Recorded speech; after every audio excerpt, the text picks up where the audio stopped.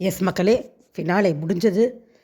Last time ஒரு last video, big pass 9 பற்றின last video. இனிமேல் நம்ம பிக் பாஸ் 10 தான் மறுபடியும் பிக் பாஸ் பற்றின வீடியோவில் சந்திக்க போகிறோம்னு நினைக்கிறேன். மேபி நடுவில் அப்டேட்ஸ் வந்தது நான் வரலாம். ஸோ ஸ்டார்டிங்லேருந்து இது வரைக்கும் என் கூட ட்ராவல் பண்ணிட்டு வந்த எல்லாருக்கும் ரொம்ப ரொம்ப ரொம்ப ரொம்ப தேங்க்ஸ். ஏன்னா நானும் சொல்லணும், நானும் எப்படியா 1000 சப்ஸ்கிரைபர் ரீச் பண்ணிடலான்னு பார்த்தேன். பட் ஒரு 40 பெட்டிங் ஆகிடுச்சு. It's okay. நீங்கள் இவ்வளோ நாள் சப்போர்ட் பண்ணது ரொம்ப சந்தோஷம். நிறைய பேர் வந்து தப்பு தப்பாக கமெண்ட் பண்ணியிருந்தாலுமே கண்டிப்பாக நிறைய பேர் சப்போர்ட்டும் பண்ணீங்க. நிறைய பேர் கரெக்ட் சிஸ்டர்னு அந்த ஒரே ஒரு கமெண்ட் கரெக்ட் சிஸ்டர்னு வரும்போது எனக்கு அவ்வளோ சந்தோஷமாக இருக்கும். சரி, ஓகே, நம்மள மாதிரி யாரோ ஒருத்தர் யோசிக்கிறாங்க அப்படின்னு. நம்ம கூட ட்ராவல் பண்ணவங்களுக்கு நம்ம தேங்க்ஸ் சொல்லிக்கலாம். நடுவில் நான் அவங்களுக்கு பிடிச்சவங்களுக்கு சப்போர்ட் பண்ணாமல் இருக்கிறப்பெல்லாம் பிஆர் டீமெல்லாம் கேட்க ஆரம்பிச்சிட்டாங்க. எல்லாருக்கும் ஒன்றே சொல்லிக்கிறேன், பிஆர் டீம் வைக்கிற அளவுக்கு நம்மளுக்கு வசதி இல்லைங்கோ. நம்மளெல்லாம் யாரும் பிஆர் பண்ண சொல்ல மாட்டாங்க. ஏன்னா நம்ம சேனலே புதுசு, இப்போ தான் முதல்ல பண்ணுறேன். இன்னும் 1000 சப்ஸ்கிரைபர் கூட வரல, மானிட்டைசேஷன் கூட ஆகலை, வியூஸே போகாத நம்ம சேனலை யாரும் வந்து பிஆர் ஒர்க்கில் பண்ண சொல்ல மாட்டாங்க. முதல் நாள்லேருந்து 105வது நாளான இன்று வரை நான் சொல்ல எல்லாமே என்னுடைய கருத்து மட்டும்தான். நான் இப்பயும் அழுத்தமாக சொல்கிறேன், என்னையை பொறுத்த வரைக்கும் விக்ரம் தான் வின் பண்ணியிருக்கணும். நான் ஃப்ளாஸ் இல்லைன்னு சொல்ல மாட்டேன். அவருக்கு போய் சப்போர்ட் பண்ணுறியே, அவர் தப்பே பண்ணலையான்னு நீங்கள் கேட்கலாம். அந்த வீட்டில் யார் தப்பு பண்ணல, எல்லாருமே தப்பு பண்ணியிருக்காங்க. ஆனால் அந்த கேமுக்கு சின்சியாரிட்டின்னு ஒன்று இருக்குது இல்லையா? நான் ஏதோ ஒன்று பண்ணும், சும்மா உட்காரக்கூடாதுன்னு வந்த முதல் நாள்லேருந்து விக்ரம் ஒரு உழைப்பை போட்டார். அவ்வளோ சின்சியராக கேமுக்காக ஒரு உழைப்பை போட்ட இன்னொருத்தவங்களை காட்டினா என்னால் காட்ட முடியாது. கண்டிப்பாக நிறைய பேர் பர்சனலாக போயிட்டாங்க, நிறைய போயிடுச்சு. பட் அவர் முதல்லேருந்து கடைசி வரைக்குமே கேமுக்காக ஏதோ ஒன்று பண்ணிகிட்டு இருந்தாருங்கிறது என்னோடய கருத்து. அதை முடிஞ்ச வரைக்கும் டீசெண்டான வழியில் பண்ணாருன்றதுனால நான் அவர் வின்னர்னு சொல்கிறேன். நீங்கள் கேட்பீங்க, பார்வதி பண்ணலையான்னு கேட்பீங்க, பண்ணாங்க. பட் அவங்க தேர்ந்தெடுத்துக்கிட்ட வழி சரியில்லை. அது அவங்க ரெட் கார்டு நோக்கி தான் பயணமாக போக வச்சதே ஒழிய வின்னிங் ஸ்டேஜுக்கு கூட்டிகிட்டு வரல. இவர் எடுத்துக்கிட்ட வழி இவர் வின்னிங் ஸ்டேஜுக்கு கூப்பிட்டு வந்தது. நம்ம வாழ்க்கையில் எந்த ஒரு விஷயத்தை செய்யணும் அப்படிங்கிறத விட எப்படி செய்கிறோன்றது ரொம்ப முக்கியம். நீங்கள் தேர்ந்தெடுக்கிற வழி ரொம்ப முக்கியம். அதுதான் நம்மளை வெற்றியை நோக்கி கொண்டு போகுமே ஒழிய எப்படி வேணாலும் போயிடலான்னு போகிறது தவறான ஒரு இடத்துல கொண்டு போய் நம்மளை நிறுத்திடும். அதுக்கு தான் இது உதாரணம்னு நான் நினைக்கிறேன். அண்ட் இந்த பிஆர் டீமுங்கிறது சீசன் 6லேருந்து ஃபேமஸ் ஆகிடுச்சு. ஒன்றும் பண்ண முடியாது. அதுக்கப்புறம் எல்லாருமே பிஆர் டீம் வெளியில் வச்சுட்டு வந்துட்டாங்க. வெரி ப்ரெடிக்டபுளாக சீசன் 6 ஆரம்பித்தது. சீசன் 7லையும் கண்டிப்பாக அர்ச்சனாக ஒரு பெரிய பிஆர் டீம் இருந்தது. முத்துக்குமார் வந்த முதல் வாரம் அவருக்கு வந்த ஓட்டில் தெரிஞ்சு போச்சு அவர் தான் வின்னர்னு. அதுக்கப்புறம் அந்த ஷோவில் என்ன அவ்வளோ நாள் 105 நாள் என்ன விளையாண்டாங்கன்னே தெரியல. பட் முத்துக்குமார் தான் வின்னருங்கிறது முதல் வாரம் முடிவாயிடுச்சு. அதில் அடுத்த சீசன் 9 இந்த சீசன்லேயும் திவ்யா எப்போ நாமினேஷன் வந்தாங்களோ அப்போ தெரிஞ்சிருச்சு திவ்யா டாப்பில் இருக்காங்க. திவ்யாவா வினோதா அப்படிங்கிற போட்டியில் போயிட்டு இருக்கும்போது வினோத் கேஷ் பாக்ஸ் எடுத்ததுக்கப்புறமா தெரிஞ்சு போச்சு it is Divya. Maybe Parvathy கமர்தன் இருந்திருந்தால் மேபி ஓட் ஸ்பிளிட் ஆகிருந்திருக்கும். பட் அவங்க 2 பேர் ரெட் கார்டு வாங்கிட்டு போயிட்டதுனால அது கண்டிப்பாக திவ்யான் வந்து நின்றுச்சு.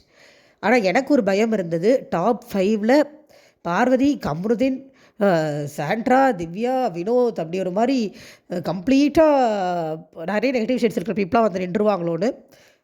வினோத் வந்திருக்கலாம், பட் பார்வதி கமருதீன் இல்லாத என்னை பொறுத்த வரைக்கும் நல்ல விஷயந்தான். திவாகர், கலையரசன் இந்த மாதிரி ஆளுங்கள்லாம் மேலே வராது எவ்வளோ நிம்மதியான ஒரு விஷயமாக தான் இருந்தது.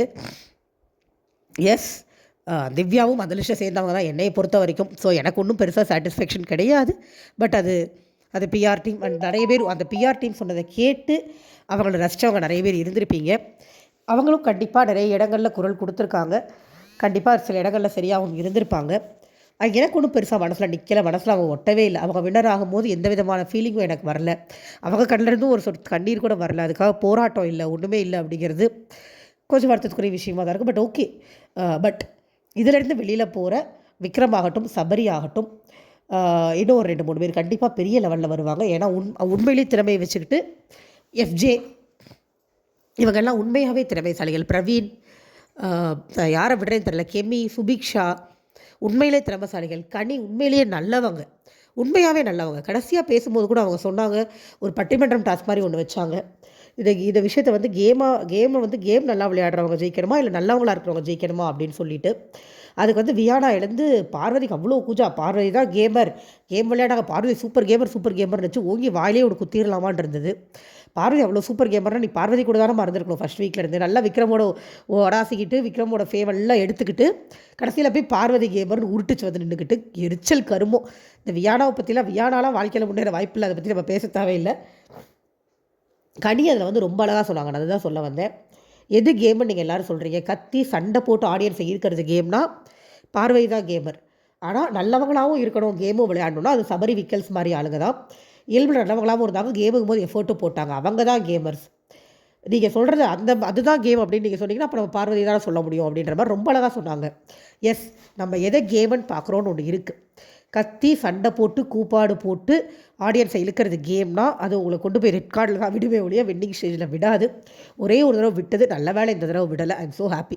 அந்த வகையில் திவ்யா ஜெயிச்சது ஓகே தான். அட்லீஸ்ட் இந்த மாதிரி ஆளுங்க கைக்கு போகாமல் அவங்க கைக்காவது போச்சு அப்படின்னு. பட் எமோஷனலாக எனக்கு எங்கேயுமே கனெக்ட் ஆகலை அப்படிங்கிறது தான் விஷயம், வேறு ஒன்றுமே கிடையாது. வரிசையாக சொல்கிறதுக்கு இன்றைக்கி ஒன்றுமே இல்லை. நம்மளோட கருத்துக்களை சொல்லிவிட்டு ரேண்டமாக கவனிக்கிற மாதிரி நடந்த சம்பவங்கள் மட்டும் நம்ம பேசலாம். முதலையே கமருதனை உள்ளே கூப்பிட்டாங்க, அதுக்கே அவ்வளோ கிளாப்ஸ் எதுக்குன்னு எனக்கு புரியவே இல்லை.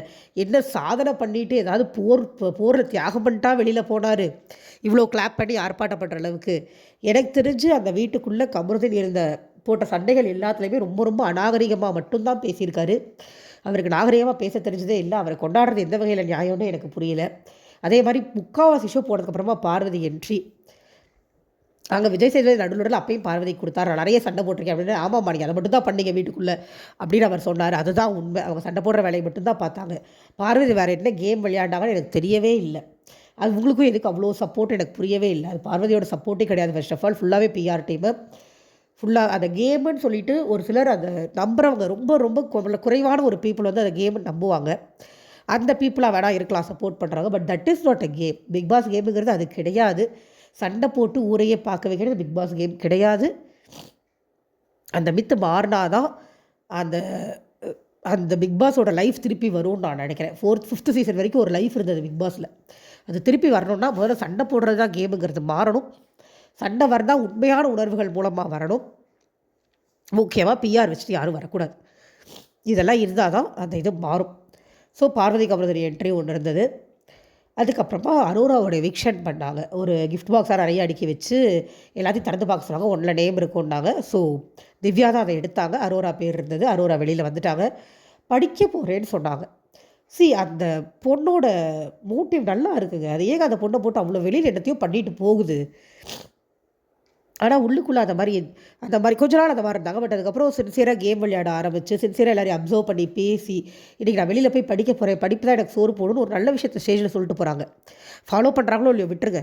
பட் ஸ்டேஜில் சொல்கிறது நல்ல விஷயம் சொல்லணும் அப்படிங்கிற அறிவு இருக்குல்ல, அதுவே பெரிய விஷயம்.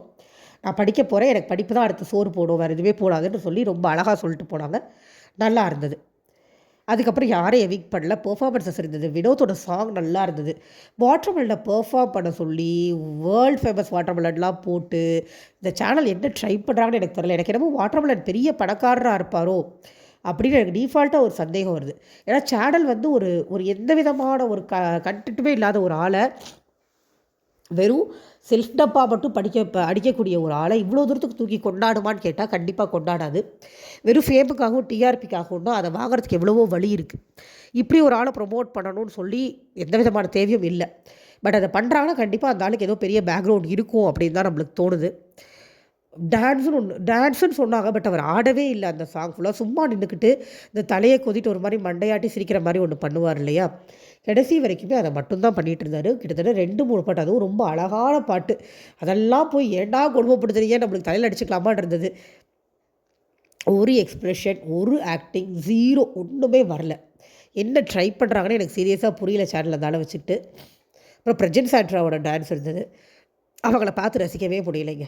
நான் ரொம்ப ரசித்த பேர் அவங்க, எனக்கு ரொம்ப பிடிக்கும். டேலண்ட் இருக்குது 2 பேருக்குமே, ஏன் முன்னுக்கு வர மாட்டேங்கிறாங்க, நான் ரொம்ப வருத்தப்பட்டவங்க. இங்கே வந்து ஏதாவது முன்னேறுவாங்கன்னு பார்த்தா ஏன் நான் முன்னுக்கு வரல அப்படின்னு ப்ரூஃப் பண்ணிட்டு போன மாதிரி இருந்தது. அவங்க 2 பேரோட ஆக்ஷன்ஸுமே எதையுமே ரசிக்க முடியல. அவங்க 2 பேருக்கு நிறைய டேலண்ட் இருக்குது. பட் அவங்களோட கேரக்டர் வந்து ரசிக்கும்படியாக இல்லை.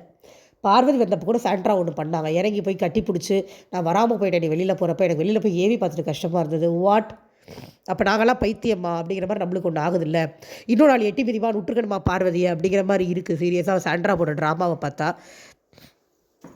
அது கம்ப்ளீட்லி இவ்வளோ ட்ராமா போட்டவங்க அந்த உடம்பு சரியில்லாத ஏன் ட்ராமாவை போட்டுருக்கூடாது. நம்மளுக்கே நீ போய் பார்வதியை உன்னை எட்டி மிதித்து உனக்கு பேனிக் அட்டாக் வரளவு உண்மையிலேயே ஒருத்தங்க பண்ணியிருந்தாங்கன்னா அவங்கள போய் கட்டி பிடிப்பீங்களா அப்படின்னு ஒரு கேள்வி வருது.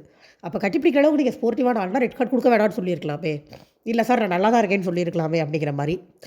இவங்க ட்ராமா வந்து ஜஸ்ட் ஒரு டிஆர்பி கண்டென்ட் தானோ அப்படின்னு நம்மளுக்கு ரொம்ப ஸ்ட்ராங்காக தோன்ற அளவுக்கு தான் இந்த சம்பவங்கள் எல்லாமே இருக்குது. எல்லாமே பிளான்டா.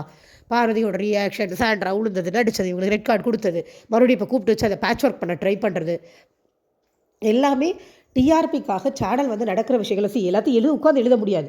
பட் நடக்கிற விஷயங்களை வச்சு இவங்க பிளான் பண்ணி எடுத்துகிட்டு போகிறாங்களோ அப்படின்னு தான் தோணுது.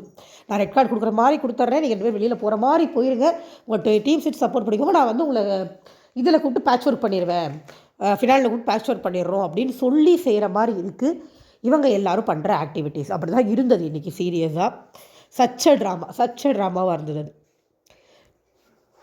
அதுக்கப்புறம் அமித்தும் அவங்களோட பொண்ணு ஒரு பாட்டு பாடினாங்க, அது ரொம்ப க்யூட்டாக இருந்தது. அதுக்கப்புறம் தேவையே இல்லாத ஒரு ஷோ ஒன்று பண்ணாங்க, பட்டிமன்றம்னு சொல்லி நடுவராக மாகாப்பா உட்கார வச்சு. இந்த பக்கம் மஞ்சரியும் ராஜுவும் ஒரு டீமு, இவர் தீபக்கும் முத்துக்குமரனும் ஒரு டீம். தீபக்கும் முத்துக்குமரனும் நல்லவங்களாக இருந்தால் தான் கேம் விளையாடணும்னு பேசணுமா, மஞ்சரியும் ராஜுவும் கேம் விளையாடுறது கேம் விளையாடணும்னு பேசணுமா. ஒரு சின்ன சேஞ்ச் ஆகிப்போச்சு. ராஜு மட்டும் தான் நல்லவனாக இருக்கணுன்ற இடத்துல உட்காந்துருக்கணும், மற்ற 3 பேருமே கேமர் தான், கேம் தான் விளையாண்டாங்க. மஞ்சரி ஆகட்டும், தீபக் ஆகட்டும், especially Muthukumaran from the day 1 அவர் கேம் விளையாட தான் ட்ரை பண்ணார். ஸோ அப்படி இருக்கும்போது அது கம்ப்ளீட்லி பேஸ்லெஸ்ஸாக இருந்தது. அந்த டாபிக் ஆகட்டும், அவங்க பேசுனதாகட்டும், ஏதோ பேசணுமே பேசிகிட்டு இருந்தாங்க ஆக்சுவலாக. அதில் வந்து யார் நல்லவங்க யார் கேமர்னு உள்ளுக்குள்ளே இருக்கிற கண்டஸ்டன்ஸ்ட்டு ஒரு கேள்வி மாக்காப்பா கேட்டப்போ தான் பார்வதி வந்து கேமர்னு வியானா ரொம்ப நேரமாக உருட்டி பார்வதிக்கு ஐஸ் கட்டி தூக்கி தலையில் வச்சுட்டு இருந்துச்சு. பார்வதி ஏதாவது சொத்தில் பங்கு தரேன்னு சொல்லிடுச்சா என்னன்னு தெரியலை. அதில் தான் கடி சொன்ன பதிலும் நான் சொன்னேன். இந்த விக்கல் சபரிலாம் தான் வந்து கேமும் விளையாண்டாங்க, அந்த இடத்துல நல்லவங்களாகவும் இருந்தாங்க. பட் நம்ம கத்துறது கூப்பாடு போடுறதா கேம்னா பாருதான் நல்லா சிறப்பாக அடித்த மாதிரி ஒரு பதில் சொன்னாங்க. அதில் இல்லை. அதுக்கப்புறம் விஜய் சேதுபதி கிட்ட நீங்கள் எல்லோரும் கேள்வி கேட்கலாம் அப்படிங்கிற மாதிரி ஒரு செஷன் போச்சு. அதுக்கு பிரவீன் காந்தி எழுந்து இங்கே வெளியில் போனவங்களில் யார் போகும்போது உங்களுக்கு வருத்தமாக இருக்குன்னு மொக்கையாக ஒரு கேள்வி கேட்டார். அது விஜய் சேதுபதி வெளியில் போய் என்ன பண்ண போகிறாங்க, நல்லா தான் இருக்க போகிறாங்கன்னு அவர் மொக்கையாக ஒரு பதில் சொன்னார். வாட்டர் பிளான்ட் ஒரு 2 நிமிஷம் பேசிகிட்டு இருந்தாங்க, அதனால் ஏதோ கேள்வி கேட்டான். இவர் பதில் சொன்னதுக்கு அப்புறமும் திரும்ப கேட்டுக்கிட்டு இருந்தான். அதெல்லாம் பார்க்கவே இரிட்டேட்டிங்காக தான் இருந்தது. அப்புறம் இன்னும் 2-3 கேள்விகள் கேட்டாங்க. அவர் ஏதோ பதில் சொல்லிட்டு இருந்தாருங்க. அது யாரோ ஒருத்தங்க கேட்டாங்க, பார்ப்பீங்களா சீசனை அப்படின்னு சொல்லி கேட்டாங்க. அதுக்கு அவங்க வந்து நான் பார்த்துருவேன், நான் பார்த்தா தானே உங்கள்கிட்ட அது பேச முடியும், இல்லைனா காதில் சொல்கிறது மட்டும் வாங்கி நான் கேள்வி கேட்டேன்னா இன்ட்ராக்ட் பண்ண முடியாதுன்னு சொல்லி ஒரு உருட்டுறாரு. அது உருட்டு, அது உண்மை கிடையாது. ஆக்சுவலாக அவர் நிறைய பார்க்கல அப்படிங்கிறது தான் என்னோடய கருத்து. நிறைய பார்க்கல. இன்னொரு உருட்டுனார். எனக்கு அந்த இடம் பிடிக்கல. ஃபர்ஸ்ட் ஆஃப் ஆல் என்ன சொல்கிறாருன்னா, வெளியில் இருக்கிற விமர்சனங்கள் எப்படி எடுத்துப்பீங்கன்னா, விமர்சனம் பண்ணுறது அவங்களோட வேலை, நான் என் வேலையை பார்க்குறேன், நான் முன்னேறி போகிறேன், அவங்க எங்கேயோ போவாங்க அப்படின்னா விமர்சனம் பண்ணுறவங்களுக்கும் அது வேலை தான், நாங்களும் வேலையாக தான் பண்ணுறோம். நீங்கள் ஒரு பண்ணுறீங்க, ஒரு ஷோ பண்ணுறீங்க, அதை நாங்கள் விமர்சனம் பண்ணுறோம். என்னை விட்டுடுங்க, நிறைய பெரிய சேனல்ஸ் அதை விமர்சனம் பண்ணுறது கமெண்ட் பண்ணுறதுனால தான் அந்த ஷோவே அவ்வளோ தூரம் ஓடுது. கடைசியில் அதுக்கு ஒரு தேங்க்ஸும் சொல்லி பேட்ச் ஒர்க் பண்ணார். பட் ஃபஸ்ட்டு இவர் உள்ளுக்குள்ளே அந்த கேள்வி கேட்கும்போது இப்படி தான் சொல்லிட்டார். அதெல்லாம் அவங்க வேலை, அது அவங்க பாதையை நோக்கி எங்கேயாவது கொண்டு போகும், நான் நல்லா உழைக்கிறேன், நல்லா வேலை பார்க்குறேன், என்னை கொண்டு போய் நான் வெற்றியில் போய் நின்றுவேன் அப்படின்னா எனக்கு புரியல. நீங்கள் ஆல்ரெடி வெற்றியில் போய் நின்றதுனால தான் உங்களுக்கு கூப்பிட்டு இப்படி ஒரு ஷோவை ஹோஸ்ட் பண்ண கொடுத்துருக்காங்க. எனக்கு அந்த இடத்துல ரொம்ப இம்மெச்சூர்டாக தான் விஜய் சேதுபதி ஆன்சரே தெரிஞ்சுது. எந்த விமர்சனங்கள் தேவையோ அதை எடுத்துப்பேன், எது தேவையில்லையோ அதை எடுத்துக்க மாட்டேன்னு சொல்கிறது தானே சரியான பதிலாக இருக்கும். சரியான விமர்சனங்கள் எடுத்துக்கிட்டு அதுக்கு தகுந்த மாதிரி தான் இவர் ஷோவே ரன் பண்ணுறாரு. ஆனால் சொல்லும்போது அதை காதலே போட்டுக்க மாட்டேன், வாங்கிக்கவே மாட்டேன் அப்படின்னு போய் சொல்கிறதெல்லாம் ஒத்துக்கிற மாதிரிலாம். பட் கடைசியில் பேட்ச் ஒர்க்கும் பண்ணார். மீம் கிரியேட்டர்ஸ்லாம் மீம் போடுங்க, நான் அடுத்த வருஷம் வரேன், எனக்கு ஏதாச்சும் மறுபடியும் மீம் போடுங்க, எனக்கு பக்குவம் வந்துருச்சு அப்படிங்கிறாரு. இல்லை, இதை சொல்கிறாருனாலே அந்த பக்குவம் இல்லைன்னு தான் அர்த்தம். இதெல்லாம் இவரே கமல் சார்கிட்டேருந்து கற்றுக்கணும். சில விஷயங்களை பேசவே கூடாது ஸ்டேஜில். கரெக்டாக தான் பண்ணுறேன், நான் பார்த்து தான் பண்ணுறேன், சரியானதை பண்ணுறேன்ற கான்ஃபிடன்ஸ் அவருக்கு இருக்கணும். பட் அவருக்கே அது கிடையாது. அப்படிங்கும்போது அவர் எல்லாரையும் நொட்ட சொல்லிகிட்டு இருந்தது எனக்கு என்ன சொல்கிறதுன்னு தெரியலை. பட் ஓகே, கற்றுப்பார். அவருக்கும் 2வது சீசன் தான், போக போக கற்றுப்பார், நம்புவோம். எனக்கு இருக்கிற ஒரே ஆறுதல், சீசன் 6 ரிப்பீட் ஆகலை. அட்லீஸ்ட் அவங்கள ரெட் கார்டு கொடுத்து அமிச்சிட்டாங்க ஒரு லிமிட்டை தாண்டி கிராஸ் பண்ணும்போது, அது வரைக்கும் ஓகே. அண்ட் பேட்டர்ன்லாம் வந்து அப்படியே சீசன் 6 மாதிரி தான் இருந்தது. சீசன் 6ல் 3 பேர் தான் இருந்தாங்க ஃபைனலிஸ்ட்டு. அவங்கள ஒரு ஹைட்ராலிக்கில் ஏற வச்சு அந்த வீட்டை காமிப்பாங்க. லிட்ரலி அதே தான் நடந்தது இந்த சீசன்லேயும். காமிச்சு வெளில கூப்பிட்டு வந்து 3 பேரில் ஸ்டேஜில் வச்சு ஒருத்தங்களை வெயிட் பண்ணாங்க. அங்கே ஷிவின் போனாங்க, இங்கே விக்ரம் போனார். அதுக்கப்புறம் 2 பேர் நிற்க வச்சு ஒருத்தர் கையை தூக்குறது ரெகுலர். சபரியெல்லாம் ரொம்ப ஃபோர்ஸ் பண்ணி கடைசி வரைக்கும் கூட்டிகிட்டு வந்த மாதிரி இருந்தது. சபரி பேசிக்காக நல்லவருங்க, ஆனால் நல்லவர் ப்ளஸ் கேமரா அப்படின்னு கேட்டால் கண்டிப்பாக கிடையாது. நல்லவங்க ப்ளஸ் கேமராக இருக்கிறவங்க தான் ஜெயிக்கணும். இப்போ திவ்யாவை வந்து நல்லவங்களா கெட்டவங்களாங்கிறதே நான் போகல, கேமரான்னு கேட்டால் கண்டிப்பாக கிடையாது, 0. ஸோ ஓரளவுக்கு நல்லவங்களாகவும் இருந்து கேமராவும் மெயின்டைன் பண்ணது என்னையை பொறுத்த வரைக்கும் விக்ரம். அதனால தான் நான் விக்ரம்னு சொல்ல வந்தேன். எனக்கு பிடிச்சது அட்லீஸ்ட் வினோத் ஜெயிச்சிருந்தா கூட ஏதோ ஒரு இடத்துல மனசு ஆறி இருக்கும். ஏன்னா அவர் அட்லீஸ்ட் அவரோட டைமிங் சென்ஸில் ஏதோ ஒன்று கொடுக்க ட்ரை பண்ணார் அந்த வீட்டுக்காக. ஒரு கேம்னு தான் பயங்கர ஃபோர்ஸ்ஃபுல்லாக விளையாடுவார். அவர்கிட்ட அது ஒரு நெகட்டிவ் தான், பட் அட்லீஸ்ட் விளையாடுவார். ஏதோ ஒன்று பண்ண ட்ரை பண்ணுவார். வின்னர் மெட்டீரியலான்னு கேட்டால் எனக்கு தெரிலங்க. நான் ஓரளவுக்கு ஓகேவான வின்னர் மெட்டீரியல்னால் எனக்கு எப்படி பார்த்தாலுமே எனக்கு விக்ரம் தான் தோணுது, வேறு யாருமே தோணலை. ஏன்னா எல்லா கைண்ட் ஆஃப் எமோஷனும் காமிச்சு எங்கேயுமே அவர் சோர்ந்து போய் நான் பண்ண மாட்டேன், என்னால் முடியலை அப்படின்னு அவர் உட்காரவே இல்லை. என்ன பிரச்சனை வந்தாலும் என்ன வந்தாலும் எழுந்து பண்ணு டாஸ்க் கொடுத்துருக்காங்க பண்ணுன்னு ஓடிக்கிட்டே இருந்தார். ஏதோ நீங்கள் கேமர்னு பார்வை சொல்கிறீங்கன்னா நான் என்னால் கேமர்னு விக்ரம தான் சொல்ல முடியும். ஸோ இது எந்த விதத்துலையுமே நம்ம மைண்டுக்குள்ளே போய் உட்காராத ஒரு ஃபினாலேவாக போயிடுச்சு. பட் ஸ்டார்டிங்லேருந்து நம்ம மைண்ட்ஃபுல்லாக தாட்ஃபுல்லாக தான் பண்ணோம் ரிவ்யூவை. நான் எனக்கு முதல்லேருந்து என்ன நியாயம்னு தோணுச்சோ நான் அதை தான் சொன்னேன். எல்லாரையும் திட்டியிருக்கோம், எல்லாரையும் பாராட்டியிருக்கோம். ஈவன் திவ்யா வந்து அந்த காரில் திட்டிகிட்டு இருந்தப்போ சூப்பர் நானும் சொல்லியிருக்கேன். பட் அது ஒன்று மட்டும் பத்தாது. அது பார்வதிக்கு எதிராக அவங்க பண்ணுறப்போ ஓகே, பட் விக்ரமுக்கு எதிராக, சபரிக்கு எதிராக, எஃப்ஜேக்கு எதிராக சம்மந்தம் இல்லாமல் அவங்க பண்ணிகிட்டு இருந்தாங்க. அந்த டைமில் அது ஓகேவா இல்லை. அதெல்லாம் அப்படியே மறைச்சு அவங்களுமே ஒன்றும் பெருசாக ஃபீல் ஆன மாதிரியே தெரியலை. ஓகே நம்ம காசு கொடுத்துட்டு வந்திருக்கோம், வினோத் போய்ட்டா நம்ம தான் ஜெயிப்போம், அவங்க கான்ஃபிடண்ட்டாக இருந்த மாதிரி தான் இருந்தது. அதுதான் பிரச்சனை. ஒரு பணத்தை கொடுத்து ஒரு டைட்டிலை வாங்கிட முடியும் அப்படின்னா ஸோ மற்றவங்களுக்கு அங்கே வேல்யூ இல்லாமல் போயிடுது இல்லையா? அதுதான் பெரிய பிரச்சனையாக இருக்குது. அண்ட் விக்ரம் வீக் பண்ண பேட்டர்ன் எப்படி இருந்ததுன்னா, ஒரு பெயிண்டர் மாதிரி ஒருத்தர் வந்தாங்க, அந்த மண் மாதிரி தூக்கி போடுவாங்க, ஃபேஸ் வரும் இல்லையா, அந்த மாதிரி தூக்கி போட்டாங்க. அதில் விக்ரம் ஃபேஸ் வந்தது. அவர் ரொம்ப கிரேஸ்ஃபுல்லாக அதை அக்செப்ட் பண்ணிக்கிட்டாரு. அவங்களோட ஃபேமிலிக்கிட்ட அனிதாட்ட கேட்டப்பயுமே அனிதாக்கு ஆக்சுவலாக வியானா மேலே பயங்கர காண்டு, அது பார்த்தாலே தெரிஞ்சது. அனிதா டேரெக்டாக சொன்னாங்க இந்த மாதிரி வெளியில் போயிட்டு வந்து பேசுகிறதெல்லாம் என்ன அப்படிங்கும்போது விக்ரம் லைட்டாக மண்டையாட்டினார், ஏய் சும்மார் அப்படிங்கிற மண்டையாட்டினார். அப்புறம் அதை முடிச்சுட்டாங்க. விக்ரமே அதை கிரேஸ்ஃபுல்லாக அக்செப்ட் பண்ணிக்கிட்டதுனால எனக்கு ஒன்றும் இல்லை அப்படின்ட்டு. திவ்யாவோட அப்பா ரொம்ப நேரம் பேசினார், ஒன்றும் புரியலை. சபரியோட அம்மா நல்லா பேசினாங்க. அண்ட் அவ்வளோதான். சபரி வந்து டீமோட ஆள், அதனால் டீம் தான் அவரை கூட்டிகிட்டு வந்திருக்காங்களே ஒழிய அவர் ஒருத்தான் கேட்டால் இல்லை. என்னையை பொறுத்த வரைக்கும் டாப் 5ல் யார் இருந்திருக்கணும் அப்படின்னு நான் ஆசைப்பட்டேன் அப்படின்னா விக்ரம், சபரி ஓகே. சுபிக்ஷா, கனி, பிரவீன், கெமி இவங்களில் யாராவது இருந்திருந்தா இன்னும் கொஞ்சம் ஒர்த்தார் கண்டஸ்டன்ஸ் இருந்தாங்கன்னு சொல்லி நம்மளுக்கே ஒரு எண்ணம் கிடச்சிருக்கும். ஏன்னா கேமுக்காக உழைப்பு போட்டவங்க. கெமி ஃபிசிக்கல் டாஸ்க்னால் அப்படி இறங்கி விளையாடுவாங்க, பிரவீனும் அப்படி தான். அதே நேரம் சுபிக்ஷா தன்னால் முடியுதோ இல்லையோ அவங்களால முடிஞ்ச எல்லாத்தையுமே கேமுக்காக கொடுத்து வின் பண்ணணுன்னு அவங்களோட கம்யூனிட்டியை ரெப்ரசன்ட் பண்ணி வின் பண்ணணுன்னு ரொம்ப ஆசைப்பட்டாங்க. பாவம் அது நடக்கலைன்றப்ப இப்போ இன்றைக்கி வந்து அந்த ட்ராஃபி உள்ளே கொண்டு போய் வச்சு எல்லாரையும் பேச சொன்னாங்க. அப்போ கூட விக்ரம் சொன்னார், நான் இதுக்கு பெருசாக ஆசைப்படலை உனக்கு, ஆனால் இங்கே ஆசைப்பட்ட ஒருத்தி இருந்தா, இதுதான் வேணும்னு சொல்லி ஆசைப்பட்ட ஒருத்தி இருந்தா அப்படிங்கிற மாதிரி சொல்லியிருந்தார். ஆனால் சுபிக்ஷா மாதிரி ஆளுங்களுக்குலாம் என்ன பிரச்சனைனா பெருசாக சப்போர்ட் இல்லை. பாவம் அவங்க மக்கள் மட்டும் தான் சப்போர்ட், வேறு யாருமே சப்போர்ட் பண்ணல. ஸோ அவங்களால வர முடியல. Anyways winner Divya, congratulations. நல்லபடியாக இருக்கட்டும், நல்ல ப்ராஜெக்ட் பண்ணட்டும். கொஞ்சம் அவங்களோட கேரக்டரை மாற்றிக்கிட்டாங்க அப்படின்னா எனக்குமே ரொம்ப சந்தோஷமாக இருக்கும். பேச விடாமல் அவங்க பேசாமல் கொஞ்சம் லிசனிங் கெப்பாசிட்டி வந்ததுன்னா அவங்க லைஃப்பில் கண்டிப்பாக அடுத்தடுத்த ஸ்டேஜுக்கு முன்னேறி போகலாம். So Divya winner, Sabari first runner, Vikram second runner. அதோட இன்றைக்கி ஷோ முடிஞ்சது, இன்னையோட நம்ம ரிவ்யூவும் முடிஞ்சது. ப்ளீஸ் எனக்கு சப்போர்ட் பண்ணுங்கள் கைஸ். இன்னும் ஒரு 40 சப்ஸ்கிரைபர்ஸ் தான் நீங்கள் பண்ணிங்கன்னா ரொம்ப சந்தோஷமாக இருக்கும். கொஞ்சம் சப்ஸ்கிரைப் பண்ணி விடுங்க, லைக் பண்ணி ஷேர் பண்ணி கமெண்ட் பண்ணி சப்போர்ட் பண்ணுங்கள். அடுத்த பிக் பாஸ் சீசனில் கண்டிப்பாக நம்ம திருப்பி ரிவ்யூவோடு சந்திக்கலாம், நம்மளோட தனிப்பட்ட கருத்துக்களோடு சந்திக்கலாம். எந்த காசு கிடையாது, எந்த பிஆரும் கிடையாது. நான் நாளையிலேருந்து நார்மல் குக்கிங் அந்த மாதிரி வீடியோஸ் வரும். பட் அதை தாண்டி உங்களுக்கு வேறு ஏதாவது ஐடியாஸ் இருந்தது, இல்லை ஏதாவது வீடியோஸ் வேணும்னா சொல்லுங்கள், நம்ம கண்டிப்பாக அதையும் போடலாம். Thank you so much. Bye bye.